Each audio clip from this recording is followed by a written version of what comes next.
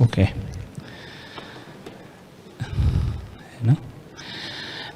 كلنا عارفين الايم اوف ذا ورك ان احنا نريديوس البين، يعني احنا لو عيان بينلس مع ارثريتك نوت انديكيتد فور توتال ني ولازم تدسكاس معاه. To restore الفانكشن وامبروف الكواليتي اوف لايف. الثيوري بتقول ان احنا كلينيكالي بروفن ان التوتال ني از ا كوست افكتيف بروسيدور. انما الرياليتي ان في significant number of patients are not satisfied with results despite no complications. في difference ما بين الكومبليكيشن والديساتسفاكشن. The rate of complication, serious complication after total knee is actually low, about 3.7% at 5 years revision rate, or about 6.8 at 16 years. إنما we have about 20% of the patient are not satisfied, are not happy by the surgery in spite of absence of any complications. We should predict who are the patient will be dissatisfied after total knee replacement. If you have patient in your clinic with an anxiety, depression in the preoperative evaluation, poor mental health, lack of social support, the younger the age of the patient, the less severe arthritis, the female gender and lower income, mostly this patient will be not satisfied after total knee arthroplasty.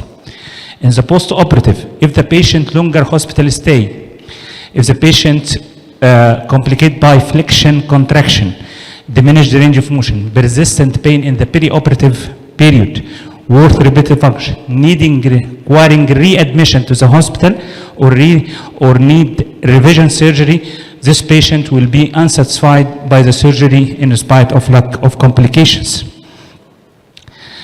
On the other hand, if you have a patient with high grade of osteoarthritis, older patient, male gender, better emotional and mental health with proper implant, mostly will be satisfied by the surgery.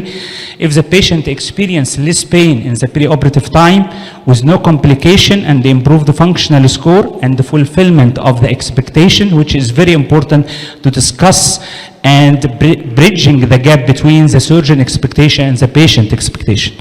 With higher patient reported function and better function, less stiffness post-operative, improved range of motion, all this lead to patient satisfaction after surgery. How to improve our patient satisfaction? It's a very important topic for research to improve this 20% of patients not satisfied. By preoperative management as regard the pain, blood management and less invasive surgery, changing the concept of the alignments nowadays and shifting from the mechanical alignment to the kinematic alignment, and trying to more evolution of the processes and the design of the implants. First, what are the fast track surgery? If you have a patient with prolonged hospital stay and experience much pain after the perioperative time, mostly the patient dissatisfied. So there is a big concern about what is called the fast track surgery. Fast track surgery means the duration of the hospital stay less than 3 days. And you can achieve this by multimodal approach to get the fast track surgery through the management of the preoperative pain, preoperative blood, and less invasive surgery. What are the preoperative pain management? Starting the pain management before pain to occur post-operative. What is called the preemptive analgesia. We start to give the patient combination of non-steroidal and gabapentin or any for neuropathic pain before the incision. It is anti-nociceptive treatment prior to the incision. It is preoperative, decrease the post-operative pain and minimize the consumption of the post-operative analgesia, which is prevent the central sensitization once the pain occur in the post-operative time. But it's limited effect, shorter duration, and covers the surgery and the post-operative period. Periarticular injection, one of the changes in our practice in the last 10 years to do a periarticular intraoperative injection in the capsule, in the posterior capsule, in the retinaculum, in the medial collateral ligament at the areas of great dissection to decrease the pain in the early post-operative time. So we get the preoperative management, what is called multimodal pain management through the preemptive analgesia using peripheral nerve blocks and preoperative patient education, local infiltration analgesia, BCA using multimodalities of block to the pain using paracetamol, COX-2 and the pregabalins. with or without using one of the regional anesthesia.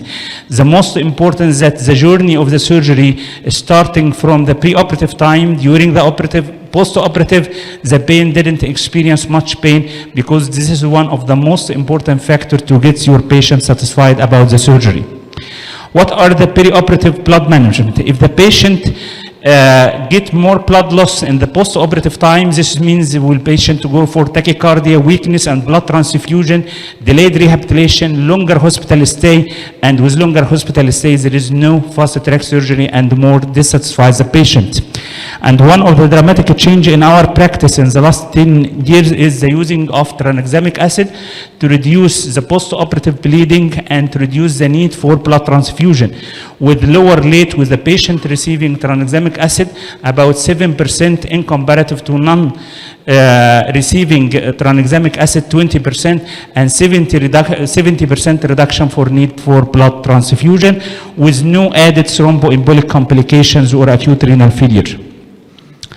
The less invasive surgery as a combination with the perioperative pain and the blood management, with less bleeding volume, less pain and early immobilization, less soft tissue dissection.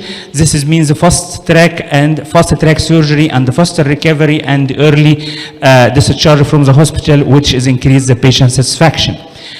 The second pillar to how to improve the patient satisfaction is the direction in the research to shift from the mechanical alignment to the kinematic alignment. We have a multiple concept about how to align your patient in the post-operative.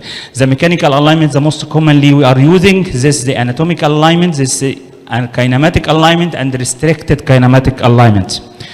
The mechanical alignment consists, this means the femoral component is perpendicular to the mechanical axis of the femur, and the tibial component is perpendicular to the mechanical alignment of the tibia, which is implant friendly. They are talking about the implant survival, not the satisfaction, not the anatomy of the patient or the natural anatomy, the isometry of the ligaments around the knee. So it is oriented only by the implant survival, because if you are putting the implant in more varus or valgus, may decrease the survival of the implant. So the mechanical alignment you are using is concerning about or centered about the survival of the implant.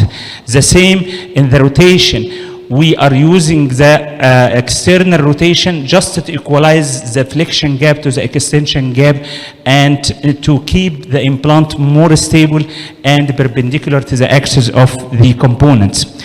Then you are talking about the shift from mechanical to anatomical alignment to put the tibial tray in mild varus 3, as we are most of us in 3-degree orientation of the joint line, but any increase more than 3 degrees may lead to catastrophic failure of the implant.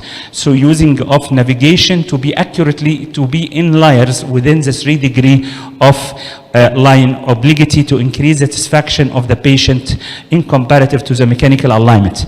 Nowadays, the shift from the mechanical alignment to kinematic alignment. Kinematic alignment, it is a patient-specific alignment. It is not a mechanically and not equal for the whole patient. It like a resurfacing, like the hip resurfacing. We just remove what we can replace by the thickness of the prosthesis, replacing the cartilage, but is only indicated in mild cases without any contractions of the collateral ligaments, because in kinematic alignment we cannot go for extensive release of the ligaments around the knee. It is true knee resurfacing, fully anatomical positioning of the implant. If the patient in the pre-arthritic stage in varus, you should put in the implant in varus. In internal rotation, should be in internal rotation or external rotation. There is no ligament release exceptionally in few cases. It is pure bone procedure and restore the native pre-arthritic limb will restore a joint ligament alignment and knee laxity.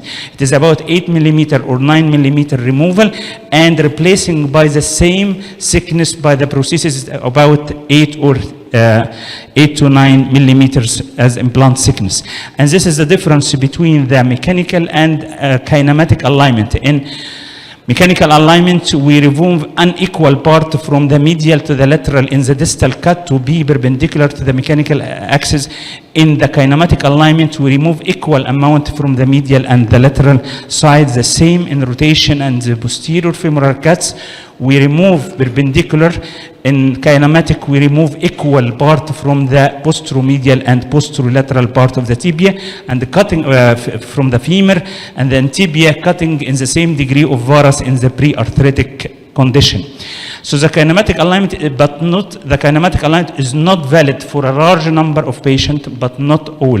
It is difficult to apply in severe disease, severe preoperative metaphyseal malalignment, which is most of our cases in our country. So kinematic alignment is not probably to be used in our severe cases of deformity and contracted collateral ligaments. The risk to fall in the extreme outliers and the risk of catastrophic failure safe zone. Nowadays, we are talking about the concern of restricted kinematic alignment to be restricted to only a small number of patients with only arthritis. The third and the last part is the prosthesis evolution, how to evolution of the prosthesis to match the normal anatomy and the normal kinematics of the patient. Because in extension, as we see, the joint line, it is not a straight line in our knee, because the medial side is in the distal part is more lower than the lateral condyle. In conventional knee, we cut the distal cut in one line, but in the future prosthesis or in the upcoming prosthesis, it is the same representing the joint line representing the normal anatomy, with the medial is lower than the lateral cut. The femur, also the two condyles of the femoral in normal anatomy is not equal the same, the medial to the lateral femoral condyle. But in the conventional and nowadays available prosthesis, we have a symmetrical distal condyle and symmetrical posterior condyles. In the prosthesis evolution, we may need less thick lateral distal condyle and the less posterior lateral offset to be matching with the normal anatomy of the tibia. The same, we don't cut the tibia or the plastic insert in the conventional nowadays available knee is the same with the same concavity and same convexity on both sides medial which is not purely represent our anatomy. So in the future, we need a more concave medial side, more thicker lateral compartment, and convex lateral surfacing to replicate the normal anatomy and the kinematics and the rollback mechanism, the screw home mechanism of the normal knee. Usually we are talking about that the ACL is not important for the total knee replacement, but actually absence of the ACL may lead to subtle instability with the patient who is total knee replacement and lead to more dissatisfaction about the patient. So replicating both the BCL and the ACL function promote a recovery of the normal muscle activity, accommodate for deflection and induce normal kinematics and rotation of the tibiofemoral, and provide proper patellar tracking. In kinematics in extension, in the presence of asymmetrical insert and the difference between medial and the lateral part of the insert with normal Q angle lead to better quadriceps function and allow for the normal screw hole mechanism by the difference between the concavity on the medial and lateral side of the medial pivot. On the flexion side, the downhill convex lateral aid femur for external rotation with combined rollback mechanism and the femoral external rotation leading to medial pivot. The MCL lateral collateral and BCL tension to be normal to during flexion to restore the normal kinematics and not the patient feeling as abnormal movement or abnormal instability during the extension and the flexion. And this is the future how they are thinking about re-evolution of the femoral prosthesis. Another concept that nowadays is applicable to use by unicondylar replacement to replace separately the lateral unicompartmental and the medial unicompartmental and keeping all the ligaments in the normal idometry and the normal function of it, or replacing the patellofemoral with the medial unicompartmental replacements.